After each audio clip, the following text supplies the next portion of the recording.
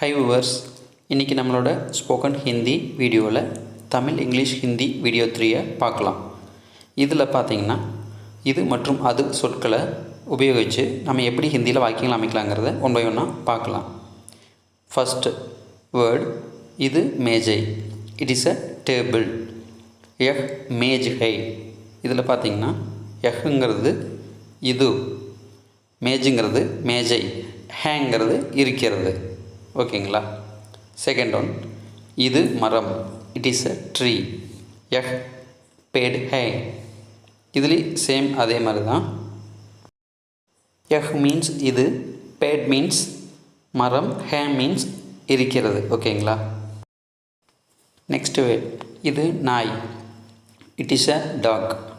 யஹ் குத்தா ஹே, இதில் குத்தா மீன்ஸ் டாக். ஓகேங்களா.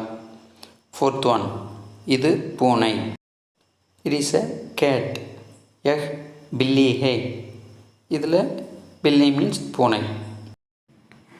ஃபிஃப்த் ஒன், அவன் சிறுவன், ஹீ இஸ் அ பாய். வஹ் லட்கா ஹே, இதில் லட்கா மீன்ஸ் பாய், அதாவது சிறுவன். தென் வஹ் மீன்ஸ் அது, அல்லது அவன் அல்லது அவள். அதாவது ஃப்ரெண்ட்ஸ், வகுங்கிறத நம்ம சப்ஜெக்டை பொறுத்து மீனிங் நம்ம மாற்றி புரிஞ்சுக்கணும். ஓகேங்களா.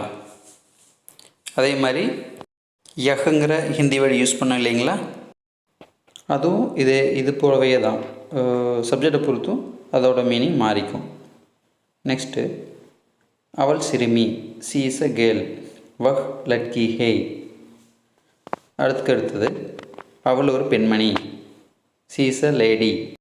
வஹ் ஏக் ஔரத் ஹே, இதில் பார்த்தீங்கன்னா ஔரத் மீன்ஸ் லேடி.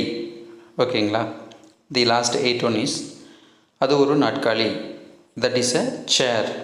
வஹ் ஏக் குர்சி ஹே, இதில் சேம், வஹ் மீன்ஸ் அது, ஏக்னா ஒரு, குர்ஷினா நாட்காலி, ஹேனா இருக்கிறது. அவ்வளோதான் ஃப்ரெண்ட்ஸ். நெக்ஸ்ட் வீடியோவில் அதுக்கடுத்த மெனி வேர்ட்ஸை இதே போல் உங்களுக்கு எக்ஸாம்பிளோட எக்ஸ்பிளைன் பண்ணுவோம். Thank you. Bye bye.